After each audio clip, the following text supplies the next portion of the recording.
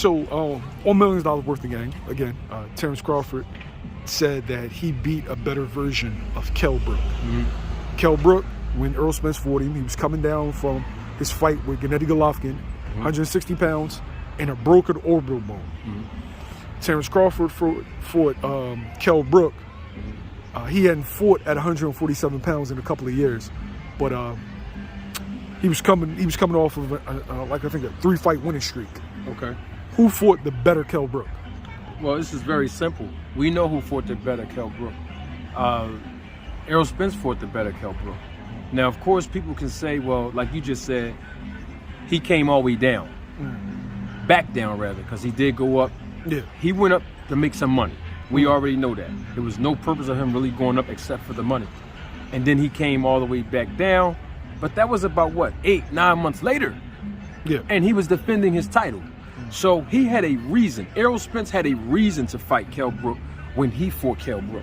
What was Terence Crawford's reason for fighting Kell Brook? None. What was your reason? It wasn't for a title because you had the WBO title. So there was no reason for Crawford to fight Kell Brook. It was a reason for Errol Spence to fight Kell Brook. And let's be honest here, Kell Brook was still undefeated in the 147-pound division. He was. So it wasn't like he just came down and he just had 3-4 losses, because I think he had several losses when he fought Crawford. Yeah, 2. Right? Yeah. 2. Now, I'm glad Crawford brought that up, because a lot of people, once again, he's gaslighting again. A lot of people would just go off of what he say and say, yup, that is right. Kell Brook did come down. Watch this. Show you how matchmaking and good business work. The same people that Crawford used in his form of saying they, that's what he said. He said they made Kell Brook come down. So let's use they and apply it to him. The same thing that happened with Kell Brook is the same thing that happened with Amir Khan when he fought Crawford. Let me give an example. When Kell Brook moved up, he did it for money. We talked about that. He did that for money when he fought Triple G. He came down, he fought Spence. After he fought Spence, what did he do next before he fought Crawford? He took a 2-year layoff, and then he fought one or two times, then he fought Crawford. Yeah. Amir Khan did the same thing. He moved up in weight. Watch this now. He moves up for money. The same reason Kell Brook moved up, and he got knocked out when he fought Canelo Alvarez. Right? He comes back down, because what he did was after he fought Alvarez and got knocked out, he took 2 years off. The same amount of time Kell Brook took off, 2 years. He comes back, he fought like 1 or 2 fights, and then guess who he fought? Crawford. So matchmaking and promotion was the deal with how Crawford was able to capitalize off of Kell Brook and Amir Khan. They both took 2-year layoffs and a fight or two in between fighting Crawford. So how is he being a hypocrite, gaslighting and criticizing Errol Spence, when the bottom line is you did the same thing in a fashion where both fighters were completely done? And I hate to use that word because I have a lot of respect for boxers, but in other words, they were totally on the backside of their careers, and they were just natural opponents at this point when they fought Crawford. Whereas though when Kell Brook fought Errol Spence, he was a champion. Even though Crawford didn't want to give Danny Garcia credit when he was on that podcast, that interview he did with the girl Katie. I keep mispronouncing. Katie Abdul or something. Abdul, right? Yeah. He tried to diminish Danny Garcia and criticize him. But what happened? Danny Garcia knocked Kell Brook out, the first person to do so. So it's like my thing with Crawford is, once again with the gas. No, Danny never knocked Kell out. I meant to say Amir. No, I'm sorry. I meant to say Amir Khan. Oh, yeah. Danny Garcia Danny knocked out Amir Khan. Excuse yeah. me. But what I'm saying is, he used that fight. Crawford used that fight on Katie Abdul's channel. Abdul. Excuse me, Katie.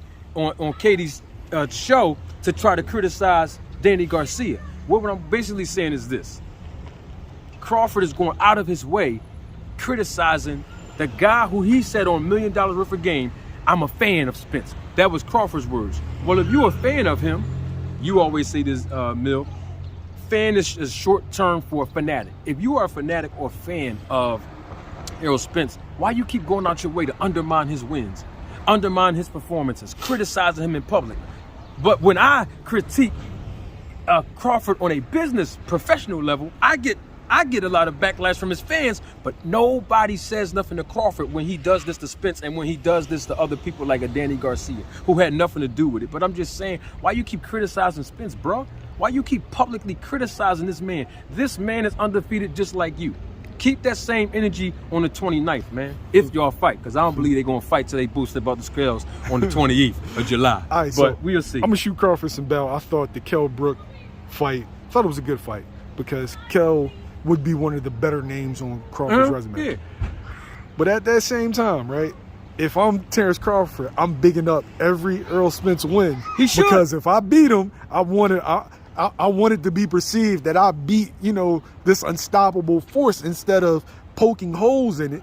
And then people will be like, oh, well, you said Earl wasn't that good anyway, so, or Earl's resume wasn't that good. So, and I'm glad you brought that up, Mill, because I was going to wait, but I might as well just bring it out. That's the same point that I made on my channel with Devin Haney. I said the same thing when Devin Haney was criticizing Lomachenko before they fought. And people know, when they watch this, they'll know what I'm talking about. Don't undermine and diminish the opponent, because if you beat him, the same things that you are criticizing him about, the fan base is going to throw it back in your face and say, well, Devin Haney, you said Lomachenko was small anyway, so I'm not going to give you the credit that you deserve. So this is the same thing with Crawford. Stop diminishing and undermining anything that Spence do. Big him up so that when you win, you can break him back down and you'll get the credit. But see, once again, because he's not doing it out of purity, he's not doing it out of righteousness, he's not doing it out of pure sincerity. This is where pride and ego keep getting in the way, and he's gaslighting again, and he's criticizing the guy who he's saying he's a fan of. So it's like, dude, did $1 million worth of game ask you about his past opponents? Don't let me I'll reach out to Gilly and them and find out. But my thing is, what was the purpose of you using Kell Brook? What difference do it make? Y'all both beat the same guys. But my thing is, you keep criticizing Spence for what is totally irrelevant at this point.